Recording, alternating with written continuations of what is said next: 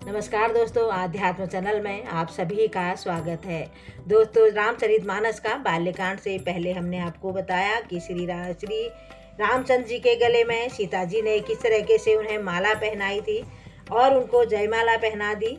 अब श्री रघुनाथ जी श्री रामचंद्र जी के ऊपर कैसे फूलों की वर्षा हो रही है, कैसे जय जयकार हो रही है, आपको इसी के बारे में आज मैं आपको बताऊंगी। रघुबर उर जयमाल देखी देव बरसन ही सुमन, संकुचे सकल भुवाल जनु बिलो की रवि कुमुदन। श्री रघुनाथ जी के हृदय पर जय माला देखकर देवता फूल बरसाने लगे। समस्त राजा गण इस प्रकार चकचाए मानो सूर्य को देखकर कुमुदों का समूह सुकड़ गया हो। अगर और नगर और आकाश में बाजे बजने लगे। दुष्ट लोग उदास हो गए, सज्जन लोग सब प्रसन्न हो गए। देवता, किन्नर, मनुष्य, नाग और मुनीश्वर जय जयकार करके आशीर्वाद देने लगे। देवताओं की स्त्रियां नाचती गाती बार बार हाथों से पुष्पों की अंजलियां छूट रही थी। जहां तहां ब्राह्मण वेद ध्वनि कर रहे थे, वहां भाट लोग बिरुदावली फुल कीर्ति बखान कर रहे थे। पृथ्वी पर, पाताल पर, स्वर्ग, तीनों लोकों में यश फैल गया और श्री रामचंद्र जी ने धनुष तोड़ दिया और सीता जी को वरण कर लिया। नगर के नर नारी आरती कर रहे थे और अपनी पूंजी को भुलाकर सामर्थ्य बहुत अधिक उसे न्यछावर कर रहे थे। सोहती सिया राम के जोरी, छवि सिंगारू मनाऊ एक डोरी। सखी कह ही प्रभु पद गहूँ, सीता करती न चरण परस अति भीता।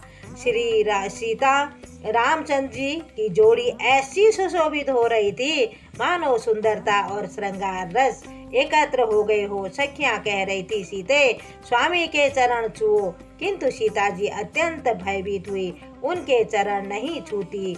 गौतम तीय गति सुरति, करी नहीं परसती पगत पानी।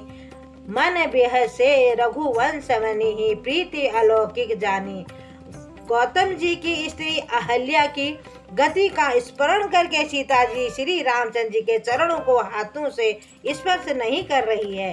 सीता जी की अलौकिक प्रीति जानकर रघुकुल मणि श्री रामचंद्र जी मन ही मन में हंस रहे हैं। और उस समय सीता जी को देखकर कुछ राजा लोग ललचा रहे थे और दुष्ट कपूत और जो मूढ़ राजा मन में बहुत तमतमाए हुए थे और अभागे उठ कर कवच पहनकर जहां तहां गाल बजाने लगे।